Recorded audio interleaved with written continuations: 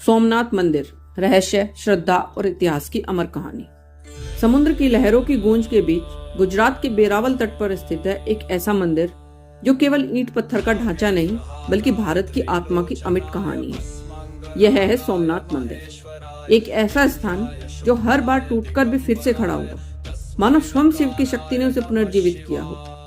कहते हैं जब सूर्यास्त होता है तो मंदिर के शिखर से समुद्र की ओर एक रहस्यमय रेखा जाती है, ऐसी रेखा जिसे त्रिकाल रेखा कहा जाता है, जिसके आगे कोई भूभाग नहीं है, सीधा समुद्र और फिर बस अंतहीन सन्नाटा। क्या आप जानते हैं कि यह वही मंदिर है जिसका उल्लेख ऋग्वेद में मिलता है, वही जहां स्वयं चंद्रदेव ने अपने श्राप से मुक्ति पाने के लिए शिव की आराधना की थी। इसी कारण इसे सोमनाथ यानी चंद्र का स्वामी कहा जाता है। लेकिन यह एक पौराणिक स्थल नहीं, यह इतिहास का भी गवाह है। 11वीं शताब्दी, एक रात आई जब अरब से एक लुटेरा आया, महमूद गजनवी।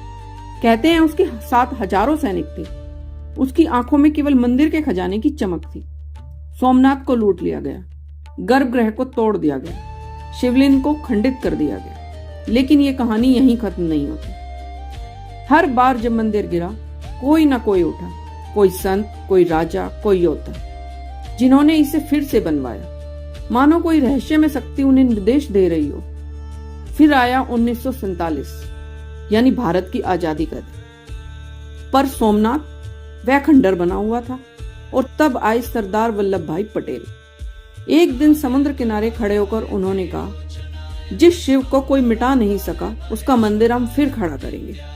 और 1950 में एक नया सोमनाथ मंदिर राष्ट्र को समर्पित किया गया। लेकिन यह केवल पत्थरों का पुनर्निर्माण नहीं था, यह भारत की आत्मा की पुनर्जागृति थी। और आज भी जब मंदिर में प्रवेश करते हैं तो गर्भगृह में शिवलिंग को देखकर अजीब सी ऊर्जा का अनुभव होता है।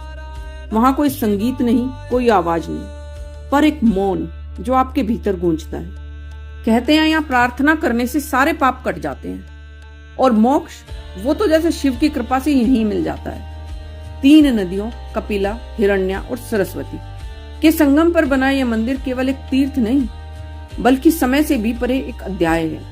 और उसकी ऊंचाई 150 फीट ऊंचा शिखर, जिस पर 10 टन वजनिक कलश और 27 फीट ऊंची ध्वजा हमेशा लहराती है, मानो कह रही हो, मैं गिर सकती हूँ लेकिन मिट नहीं सकती, मैं सोमनाथ हूँ। क्या आप तैयार हैं इस शक्ति को महसूस करने जो युगों युगों से समुद्र के किनारे खड़ी है और अब भी हर सांझ, हर लहर और हर मंत्र के साथ आपको बुला रही है। सोमनाथ केवल मंदिर नहीं, एक रहस्य है जो हर श्रद्धालु के दिल में धड़कता है।